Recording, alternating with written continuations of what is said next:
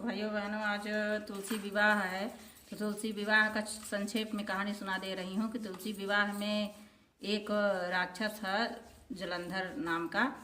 तो वो बहुत ही उत्पात मचा कर रखा था। देवता लोग, इंद्र आदि देवताओं को बहुत परेशान करके रखा था, सबसे जीत करके रखा था। और जीतता किस लिए? तो उसका विजय क्यों होता था? क्योंकि उसकी जो पत्नी थी वृंदा, तो वो बहुत ही सतीत्व और धर्मपरायण, पूजा पाठ भगवान विष्णु का बहुत ही परम भक्ता थी। तो इसी के कारण वो हर जगह विजयी प्राप्त करता था। फिर एक दिन क्या हुआ कि विष्णु भगवान के सब देवतागण विष्णु भगवान के पास गए, बोले कि चलिए, बहुत उत्पात मचा करके रखा है वो जलंधर राक्षस है जो, तो बचाइए किसी प्रकार प्रभु, हम आपके शरण में आए हैं। तो प्रभु बोले कि उसका तो वध त्रिशूल से होगा, शिव शंकर भोलेनाथ उसका वध करेंगे त्रिशूल से। तो चलिए, शिव शंकर भोलेनाथ के पास सब लोग गए। तो उन भोलेनाथ से बोले, तो भोलेनाथ तैयार हुए, विष्णु भगवान कह रहे हैं तो चलिए। तो गए, लेकिन उनको आकाशवाणी तुरंत हुआ कि ये नहीं मर सकता, जब तक उनका सतीत्व रहेगा वृंदा की और भक्त हैं इतना, तो ये नहीं मर सकता, तो नहीं मर सकता। इसकी वजह से वो तो विष्णु भगवान ये जलंधर का रूप ही धारण करके वृंदा के पास गए। वृंदा के पास गए तो वो बोले कि मेरा विजय प्राप्त हो गया है। तो वो सोची कि मेरे पति ही जलंधर हैं। तो उनका स्वागत की, उसके पास बैठी और अपना जैसे बात की।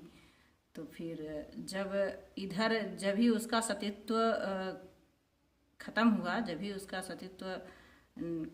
उनका स्पर्श कर ली, तो तभी वहाँ शिव शंकर भोलेनाथ उसका एक त्रिशूल से उसका गला काट दिए। तो उसका गला जो है गिरा वृंदा के आंगन में।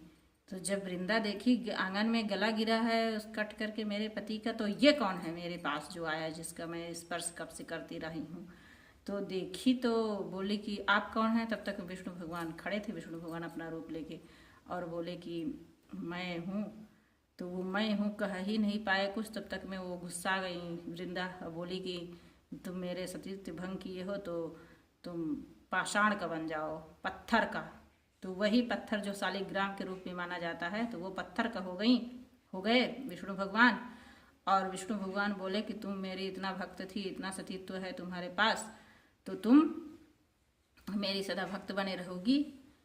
और फिर वही जो जलंधर का सिर गिरा था, वो इसी के साथ अपने पति के साथ वो उसी के साथ सती हो गई, सती तो यहीं पे अपने भी भस्म हो गई।